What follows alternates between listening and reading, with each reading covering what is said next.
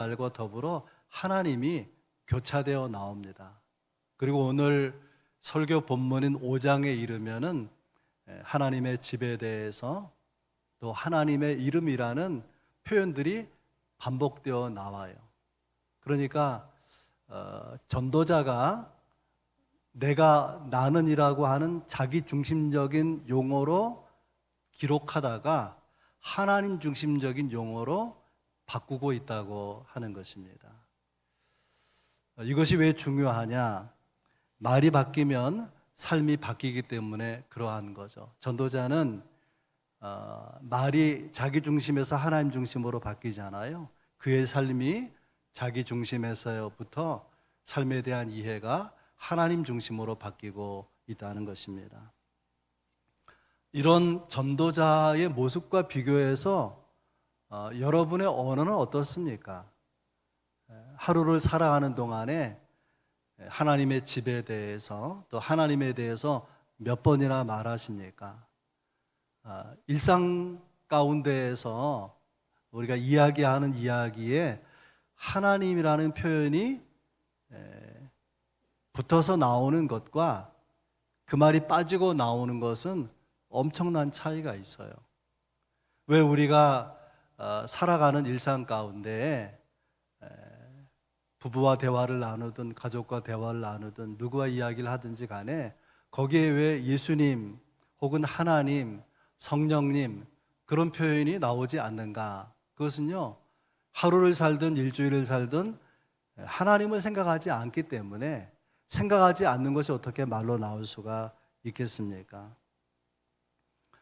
전도서를 읽어보면 전도자는 삶에 대한 고민 그리고 사모하는 행복에 대해서 여러 가지 이야기를 하는 가운데 말씀드린 대로 전도서 5장에 이르러서 하나님의 집에 대해서 말하고 하나님이라는 표현을 계속해서 반복하고 있는데 이런 내용을 통해서 우리가 배워야 되는 신앙 또 오늘 본문이 가르치고 있는 신앙이 무엇인지 함께 나누면서 은혜 받기 원합니다.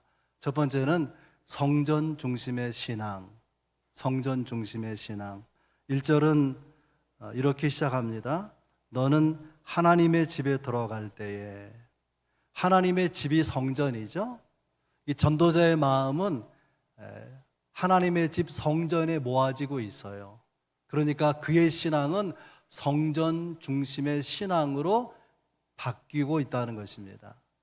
성전 중심의 신앙을 생각할 때에 먼저 떠오르는 인물은 당연히 다윗 아니겠습니까? 다윗은 하나님의 성전을 사모함으로 특별하게 하나님의 사랑을 받은 사람이죠. 성경에 다윗이라고 하는 이름이 800번 넘게 나오거든요. 그래서 다윗 그의 이름은 축복받은 사람의 대표다 이렇게 말할 수 있습니다.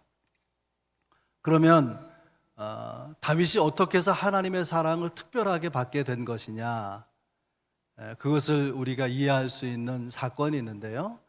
다윗은 13년 동안 건축한 백향목으로 지은 화려하고 웅장한 궁궐에 지내게 되었는데 어느 날 생각해 보니까 나는 이렇게 정말 아름다운 큰 궁궐에 살고 있는데 하나님의 언약궤, 하나님의 임재를 상징하는 언약궤는 수달빛 가죽 천막 속에 있구나. 그것이 너무 죄송하고 너무 안타까운 거예요. 그래서 선지자 나단을 불러서 하나님의 전을 짓고 싶다고 말하게 되죠. 그래서 선지자 나단이 그 말을 듣고 하나님 앞에 기도합니다. 다윗 왕이 하나님의 집을 짓고 싶어 하는데 어떻게 하면 좋을까요? 근데 성경을 보면 성전 짓고 싶어 하는 다윗의 마음을 알게 된 하나님이 좀 과장하면 어린애같이 기뻐하는 거예요. 어린애같이. 그러면서 사무엘상 16장 9절에 보면 내가 너의 이름을 위대하게 만들 것이다. 11절에 너는 나를 위하여 집을 짓겠다고 하는데 아니 내가 너를 위해서 집을 지을 것이다. 12절에 너의 왕권을 견고하게 할 것이다. 13절에 너의 너와 너의 후손을 통해서 영원히 다윗의 왕권이 영구하게 견고하게 내가 할 것이다. 엄청난 축복의 말을 쏟아 부어서 말씀하시는 것을 볼 수 있습니다. 하나님 왜 이렇게 엄청난 특별한 축복을 다윗에게 내리시느냐?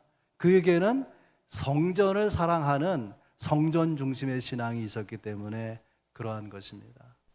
다윗의 성전을 사랑하는 마음이 가장 잘 나타난 성경이 있다면 시편 84편인데요. 시편 84편은 다윗이 그의 아들 압살롬에게 이렇게 반역을 당하고 궁궐을 내주고 나이든 신하들과 함께 피난길에 올라서 쓴 시라고 알려져 있어요. 다윗은 그 시편 84편에 보면 참새와 제비를 부러워합니다. 저 참새와 제비는 마음만 먹으면 원하기만 하면 날아서 하나님의 전에 이를 수가 있는데 나는 하나님의 전을 이렇게 멀리 떠나서 다시 그 성전에 갈 수가 없으니 너무나 성전이 사무치도록 그립다. 그런 고백을 시편 84편에서 만날 수 있어요. 그리고 5절에 가면 유명한 구절이 나오죠. 그 마음에 시온의 대로가 있는 자는 복이 있나이다. 하나님의 성전을 향하여 그 마음이 있는 사람, 그 마음에 하나님의 성전을 사모하는 마음이 있는, 성전을 향해서 달려가는 마음이 있는 사람은 복이 있다. 왜 그러냐? 6절에 그들이 눈물 골짜기로 지나갈 때에 그곳에 많은 샘이 있을 것이다. 광야에서 오아시스를 만나면 얼마나 큰 위로와 격려와 소망이 됩니까? 인생 눈물 골짜기를 지나갈 때에 그 마음에 성전을 향하는 그 마음이 있는 사람은 하나님께서 눈물을 닦아주시고 오아시스를, 은혜의 오아시스를 허락해 주실 것이라고 하는 거죠. 결정적으로 시편 84편 10절에 가면 다윗이 이렇게 고백합니다. 악인의 장막에 사는 것보다 내 하나님의 성전 문지기로 있는 것이 좋사오니. 다윗은 보좌에 앉아있는 이스라엘의 왕인데 내가 왕이 아니고 성전 문을 지키는 문지기가 된다고 할지라도 하나님의 성전에 출입할 수 있으면, 하나님의 성전에 거할 수 있으면 그것이 훨씬 더 좋겠습니다. 그런 다윗의 고백이죠. 이런 다윗과 여러분 자신을 한번 생각해 보세요. 어떤 성도들은요, 출근하기 전에 교회 와서 잠깐 기도하고 직장으로 갑니다. 하루의 일과를 마치고 집으로 돌아올 때에 집에 가기 전에 교회에 와요. 물론 교회 와가지고 뭐 30분, 1시간 그렇게 깊이 기도하는 것은 아니지만 잠시 기도하고 교회를 둘러보는 거예요. 교회가 다 이렇게 깨끗하고 또 온전한지, 휴지가 떨어져 있으면 줍고 문이 열려져 있으면 닫고 불이 켜져 있으면 끄고 그리고 집으로 돌아가는 거예요. 평생을 그렇게 삽니다. 하나님을 사랑하는 자의 기본 자세다 이렇게 볼 수 있어요. 하나님의 사랑을 입은 자는 어떻게 사는가를 볼 수 있기도 한 것이죠. 다윗을 하나님이 특별히 사랑하셨는데 왜 그를 유독 사랑하시는가? 왜 그에게 특별한 은혜를 베푸시는가? 그 근거가 무엇인가를 우리는 깊이 생각해야 될 것입니다. 다윗이 하나님을 사랑하는 것은 관념이 아니에요. 구체적으로 하나님의 집 성전을 사랑하는 것으로 나타나고 있는 것이죠. 성전 중심의 신앙을 가진 사람, 하나님을 사랑하는 사람은 하나님의 집에 들어갈 때의 태도가 어떠해야 되느냐? 1절에 이렇게 기록합니다. 너는 하나님의 집에 들어갈 때에 내 발을 삼갈지니라. 모세는 장인의 양모를 이끌고 호렙산을 지나가다가 떨기나무에 불꽃이 붙어서 말하자면 하나님의 임재가 거기에 임하신 그 놀라운 광경을 보고 다가서려고 하는데 그 불꽃 가운데 하나님의 음성이 들리잖아요. 모세야, 너의 선 곳은 거룩한 곳이니 내 발에서 신을 벗으라. 모세에게는 발에서 신을 벗으라. 오늘 본문의 1절에서는 내 발을 삼갈지니라. 무슨 말인가 하면은 하나님의 전에 들어올 때 하나님이 거기 계시다. 내가 하나님 앞에 있다는 의식, 하나님을 인식하는 의식을 가지고 행동하라 그 말이에요. 행동하라. 그것이 경건이고 그런 마음이 하나님을 경외하는 경외심일 것입니다. 하나님은 임마누엘의 하나님이죠. 그리스도를 통해서, 성령을 통해서 우리와 함께 계시는데, 경건은 무엇이냐? 함께 계시는 하나님을 인식하는 것입니다. 눈에 보이지 않지만 하나님이 계신 것을 생각하고 말하고, 하나님이 계시다고 생각하고 행동하고, 하나님 계시다고 그 앞에서 살아가는, 이것이 경건 생활인 것이죠. 오늘 새해 두 번째 주일인데 여러분이 적어도 하나님의 집 성전에 들어와서는 눈에 하나님 보이는 것은 아니지만 여기 하나님이 계시다라고 생각하고 하나님 앞에서 언행심사를 조심하는 여러분들이 될 수 있기를 바랍니다. 두 번째는 우리가 본문을 통해서 배우는 신앙은 말씀을 듣는 신앙, 말씀을 듣는 신앙. 1절 이렇게 되어 있어요. 가까이하여 말씀을 듣는 것이 우매한 자들이 제물 드리는 것보다 나으니. 두 가지 모습을 말하고 있습니다.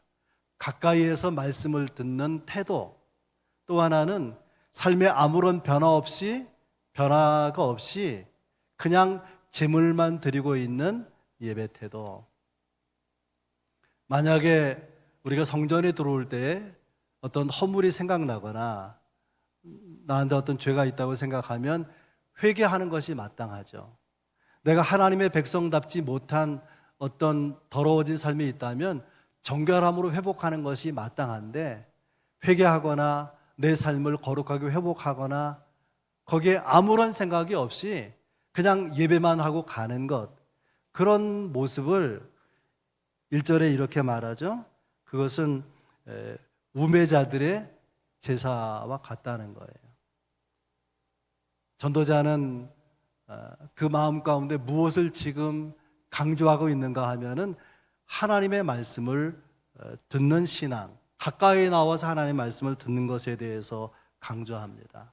피터 드러커라고 하는 현대 경영학의 아버지로 알려진 분이 있는데, 이분이 이런 말을 했어요. 기업에서 발생하는 문제의 60% 이상은 잘못된 커뮤니케이션에 있다. 커뮤니케이션, 의사소통이 잘 안 되고 있다, 그런 말이죠. 기업마다 1년에 몇 차례, 어떤 기업은 한 달에도 여러 차례 프레젠테이션 하죠. 직원들에게 PT를 하라 그래요. 그래서 PT를 통해서 보고 듣게 하는 거 아니겠습니까? 그런데 그런 기업의 결정적인 문제가 뭐냐면 경청이 부족하다는 거예요. PT로 보여주는 것은 많은데 귀를 기울여 듣는 경청은 통계로 내보니까 11%밖에 안 된다는 것입니다. 그러니까 기업 경영을 잘하는 데 있어서, 기업이 잘 이루어지는 데 있어서 뭐가 중요하다는 거죠? 경청이 중요하다는 거예요. 경청. 여러분, 부부와 대화를 하고 가족끼리 대화하고 성도들과 지인들과 더불어 대화할 때에 여러분에게는 커뮤니케이션, 의사소통이 잘 되고 있습니까? 부부싸움을 하는 부부가 있다고 생각을 해보세요. 누가 싸우든 어떤 문제로 싸우든 공통점이 있어요. 공통점. 그것은 뭐냐면 말하기는 하는데 듣고자 하지 않는다. 아니 그만 말해. 내가 말할 거야. 당신 그만 말해 하고 자기 의견을 주장하잖아요. 상대방이 말하는 것을 막고 내가 말하는 것을 들으라, 그 말이에요. 그러면 부부싸움은 끝나지 않게 되는 것이죠. 여러분, 사람들과 대화를 할 때에 그렇게 말해 본 적이 있습니까? 말씀하세요. 말하세요. 제가 귀를 기울여 듣겠습니다. 잘 들을 테니까 이야기 좀 하세요. 여러분, 그렇게 말한 적이 있습니까? 네. 말씀을 귀를 기울여 듣는 것, 이것이 얼마나 중요한가 예수님의 이야기 속에서 나누려고 합니다. 예수님이 마르다와 마리아 집에 갔을 때에 예수님이 너무나 귀한 분이니까 언니 마르다가 여러 가지 음식을 준비해서 잘 대접하고자 분주한 가운데 있고, 그 동생 마리아는 철없이 예수님 발치에 앉아서 다소곳이 말씀을 듣기만 하고 있는 거예요. 그래서 속이 불편했던 마르다가 예수님께 이렇게 말합니다. 아니, 내 혼자서 이렇게 분주하게 음식 준비하는 거 안 보이십니까? 저 동생 마리아에게 명령해서 나를 좀 도와주라고 얘기 좀 해주세요. 이런 부탁을 받았다면 예수님이 마리아에게, 마리아야, 너 말씀 듣는 것도 좋지만 가서 언니 좀 도와주렴. 얼마나 바쁘냐 저렇게 땀 흘리면서. 그래야 될 것 같은데 예수님의 입에서 참 야속한 이야기가 나와요. 마리아는 이 좋은 편을 택하였으니 결코 빼앗기지 아니하리라. 더 좋다는 것이 아니라 마리아가 생각하기에 그가 좋아하는 편을 선택했으니 계속 그렇게 할 거다, 그 말이죠. 여기에 관련된 전설이 있어요. 마리아가 화가 나서 음식을 준비하다 보니까 주방에 소리가 커졌어요. 그릇 씻고 음식을 만들면서. 그러다 보니까는 부주의해서 그릇을 떨어뜨리고 와장창 그릇이 깨져 나갑니다. 그런데 그 바쁜 와중에 누군가 문을 두드려요. 열고 보니까 음식 좀 달라고 구걸하는 거지가 온 거예요. 그래서 마르다가 좀 화가 나 있잖아요. 아니, 이렇게 음식 만드느라고 손님 와가지고 대접하기 위해서 얼마나 바쁜 가운데 있는데 뭘 달라고? 안 줘! 그러니까는 그래요? 하고 이 거지가 문을 이렇게 닫고 나갔습니다. 근데 마음이 이상한 거예요. 그래서 문을 열고 나가고 있는 거지를 보는데 그 뒷모습이 예수님의 뒷모습 같더라. 그래서 주님, 제가 잘못했습니다. 눈물로 회개했다. 그런 일화가 있습니다. 음식을 준비해 대접하는 거 좋은 일인데 예수님이 강조하는 것은 조용히 말씀 듣는 것이 얼마나 중요한가, 그것을 인정하고 계시는 사건 아니겠습니까? 우리가 하나님께 드리는 예배를 예배한다라는 말도 하지만 그 앞에 경배를 드리는 것이 예배 아닙니까? 근데 경배하다라는 원어에 시시타하바라고 하는 단어가 있어요. 시시타하바. 이게 어떤 의미냐면은 하나님께 가까이 나와서 하나님께 엎드려서 하나님이 말씀하시는 것을 듣는, 이것이 경배하다라는 원어의 의미예요. 그러니까 예배하고 경배한다는 근본적 의미는 뭐냐면 하나님 앞에 가까이 나와서 들려지는 말씀을 귀를 기울여 듣는 것이다, 그 말이에요. 진정한 예배는 말씀을 들음으로 시작된다, 그런 뜻이죠. 그래서 성경을 읽어보면 하나님의 백성들을 향해서 하나님이 변함없이 요구하시는 것이 있는데 그것이 뭐냐면 쉐마는 들으라, 그런 말이죠. 쉐마 이스라엘에 들으라. 하나님은 말씀하시고 우리가 귀를 기울여 듣기를 기대하신다는 거예요. 그런데 그때 말씀을 듣는다는 것은 귀로만 듣는 것이 아니라 내가 그 말씀대로 순종하는 것을 포함하고 있는 거 아니겠습니까? 어느 날 사무엘 선지자가 사울에게 와가지고 이렇게 책망합니다. 여호와께서 번제와 다른 제사를 그의 목소리를 청종하는 것을 좋아하신 같이 좋아하시겠나이까? 순종이 제사보다 낫고 듣는 것이 순양의 기름보다 낫습니다. 전쟁을 앞두고 하나님 옆에 제단을 쌓고 나가서 전쟁을 해야 되는데 그 제단을 쌓는 주의 종 사무엘이 안 오니까 자기가 그냥 마음대로 제사를 드리고 전쟁터로 나간 거예요. 그걸 두고 사무엘 선지자가 책망하는 거예요. 번제를 드리는데 번제는 하나님 얼마나 기뻐하는 겁니까? 그런데 하나님의 말씀을 순종하는 것을 제껴버리고 순종을 엎어버리고 제사만 드리는 것보다는 제사를 안 드리고 순종하는 것이 100번 1000번 나은 것이다, 그런 뜻 아니겠습니까? 여러분, 이것을 우리에게 적용해 볼 수 있길 바랍니다. 여러분은 하나님의 말씀을 들을 때, 특별히 하나님의 집에 들어와서 이렇게 하나님의 말씀을 들을 때에 순종하기로 하고 순종할 마음으로 말씀을 듣느냐 그런 말이에요. 보통 사람들은 들어보고 마음에 와닿으면 그렇게 해야지. 하나님의 말씀대로 살아야지. 그런데 이걸 뒤집어서 어떤 말씀을 하시든 그것이 이해가 되든 안 되든 내가 순종하겠습니다. 그런 자세로 말씀을 듣느냐 그런 말이에요. 바울은 로마서 10장 17절에서 위대한 말을 남겼습니다. 믿음은 들음에서 나며 들음은 그리스도의 말씀으로 말미암느니라. 믿음과 들음이 연결되어 있는데 믿음에 대한 정의를 신학자들이요 이렇게 정리한 적이 있어요. 믿음은 three totality다. 토럴, 이 토탈이라고 하는 말을 앞에 두고 뒤에 영어 단어를 3개 붙였어요. 처음에는 total acceptance. 하나님의 말씀에 대해서 내가 전적으로 수용하겠다는 자세. total acceptance. 두 번째는 total discipline. 보통 훈육, 양육 그런 말인데 순종의 의미도 있어요. 하나님의 말씀이 내게 들려질 때 전적으로 100%로 순종하겠습니다. 세 번째는 total commitment. commitment는 위탁하다, 위임하다 그 말이에요. 그 말씀에 내 삶을 위임하겠습니다. 말씀하시는 대로 내가 살겠습니다. 그런 거 아니겠습니까? 그것이 믿음이라는 거예요.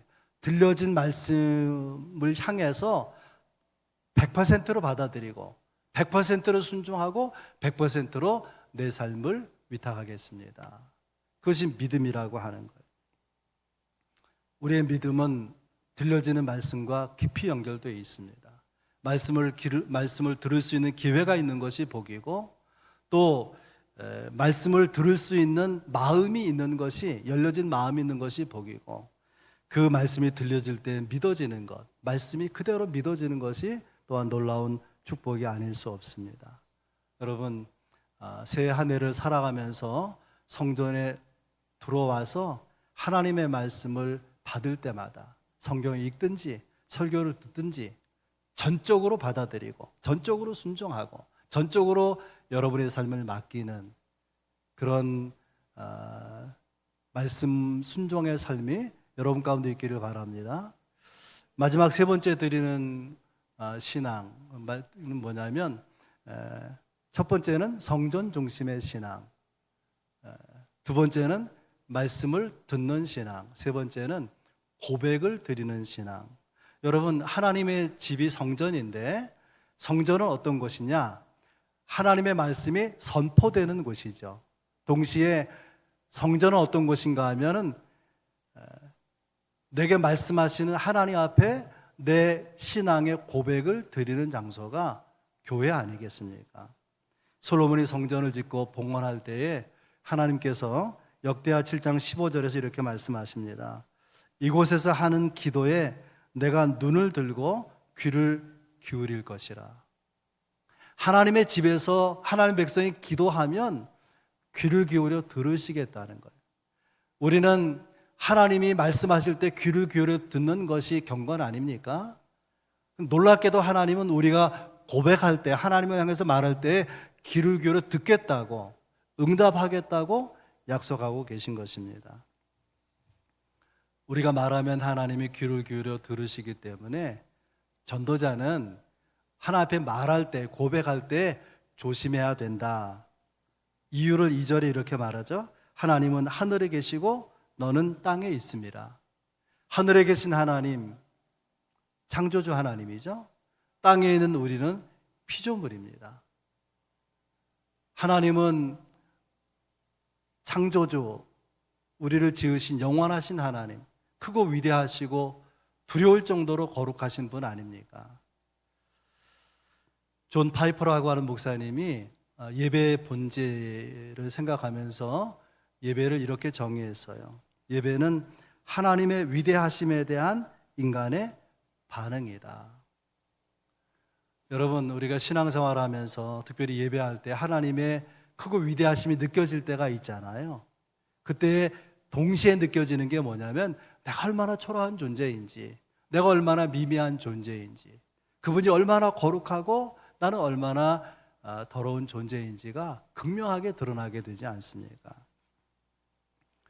그런 순간에 하나님 앞에서 어떻게 할 것인가, 전도자는 조심하라고 하면서 이렇게 말합니다. 2절에 너는 하나님 앞에서 함부로 입을 열지 말고, 함부로 말하지 말라는 거예요.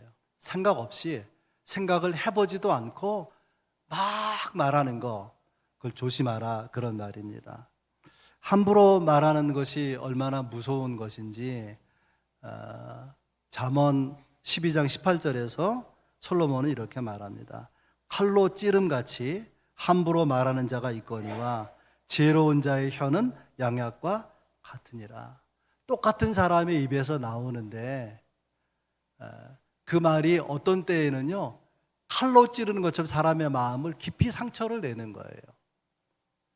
그런데 어떤 때 나오는 말은 마치 상처가 있는 사람, 상처 약으로 치료하잖아요. 그런 것처럼 그가 말하는 것 때문에 위로가 되고 용기가 생기고 소망이 생기고 엎어진 자리에서, 넘어진 자리에서 일어나기도 하고 그러지 않습니까? 사실 생각해 보면 우리가 살면서 받는 많은 상처, 우리가 받은 많은 위로, 또 우리가 받은 큰 감동들 다 대부분 말과 관련이 되어 있죠. 말 한마디 때문에 너무 큰 상처가 생겨요. 교회를 떠나기도 하고요. 형제가 막 갈라서기도 하고 그러지 않습니까? 말 한마디 잘못해가지고. 그런데 말 한마디 때문에 사람을 열심히 생기기도 하고 용기가 생기기도 하고 그러지 않습니까? 크고 위대하신 하나님, 그 하나님을 경험한 사람은 최소한 하나님의 집에 들어와서 함부로 말하는 것을 조심해야 된다. 또 한 가지를 말하죠. 급한 마음으로 말을 내지 말라. 우리는 사실 이 두 번째 부분에 걸리기 쉬워요. 생각도 안 해보고, 하나님 왜 나한테는 복을 안 주십니까? 왜 내 장사는 이렇게 어려운 것입니까? 내가 이렇게 아픈데 왜 고쳐주지 않습니까? 그러다가 스스로 시험에 빠지기도 하고 그런 성도들을 보게 됩니다. 제자들이 예수님께 어떻게 기도하면 좋을까요? 기도를 가르쳐 달라고 하니까 예수님께서 너희는 이렇게 기도하라. 그게 주기도문 아닙니까? 주기도문을 보면 이런 내용이 있어요. 뜻이 하늘에서 이루어진 것처럼 땅에서도 하나님의 뜻이 이루어지도록 기도하라. 우리는 하나님 앞에 고백하고 기도하면서 내 소원이 이루어지는데 마음을 빼앗겨요. 근데 기도의 진정한 의미는 내 뜻이 성취되는 것이 아니라 나를 향한 하나님의 기대와 뜻이 나를 통해서 삶 가운데 이루어지는 것이다. 그렇게 말하지 않습니까? 그러므로 함부로 말하는 것, 또 급하게 말하는 것을 조심하라는 거예요. 출애굽기 14장에 오늘 본문과 더불어 우리가 묵상하면 좋을 내용이 있는데, 이스라엘 백성들이 애굽에서 나와서 광야를 가다가 홍해 바다 앞에 이르게 되잖아요. 앞으로 나아가면 홍해 바다에 빠져 죽고 뒤로 가면 애국 군대가 추격해 오니까 칼날에 배임을 당해 죽을 수가 있단 말이죠.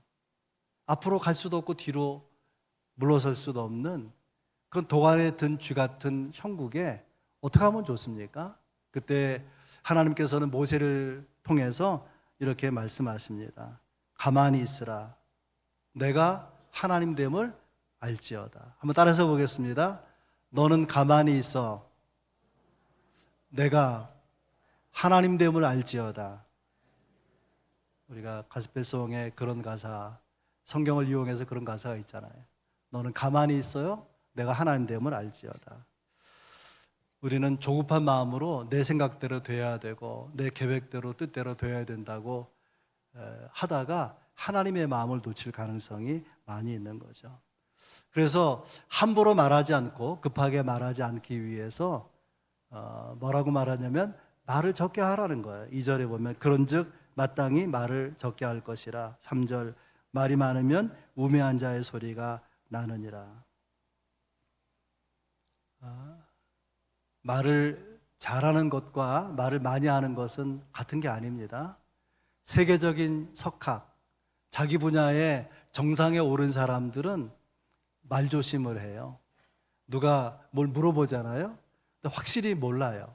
그러면 이렇게 말합니다. 아는 척하지 않고, 그거는요 제 전공 분야가 아니라서요, 제가 연구한 분야가 아니라 확실히 대답하기 어렵습니다. 그렇게 말합니다. 만약에 잘 모르면서 툭 던졌는데 잘못된 말이면 오랜 세월 공부한 그 학자의 명예가 다 떨어지는 거 아니겠습니까? 그래서 함부로 말하지 않는 거죠.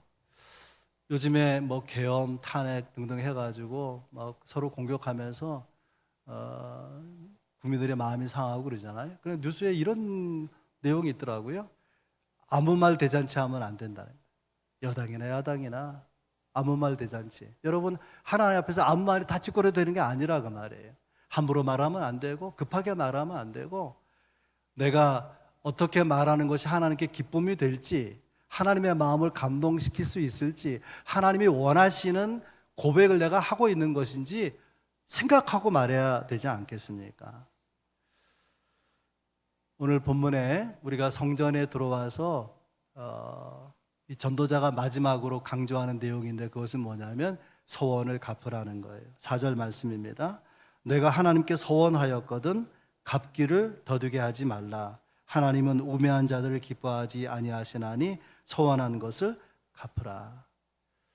우리가 신앙생활 하다 보면은 어떤 때 하나님의 은혜에 감격하고 열심히 신앙생활하고 싶어서, 하나님 제가 이렇게 해보겠습니다, 하나님 이렇게 드리겠습니다, 새해에는 새벽기도 하겠습니다, 혹은 새해에 적어도 성경을 하루에 몇 장 읽겠습니다, 그 다짐을 말하기도 하거든요. 신앙의 열심 가운데 결심하거나 서원을 고백하는 것 자체는 좋은 것입니다.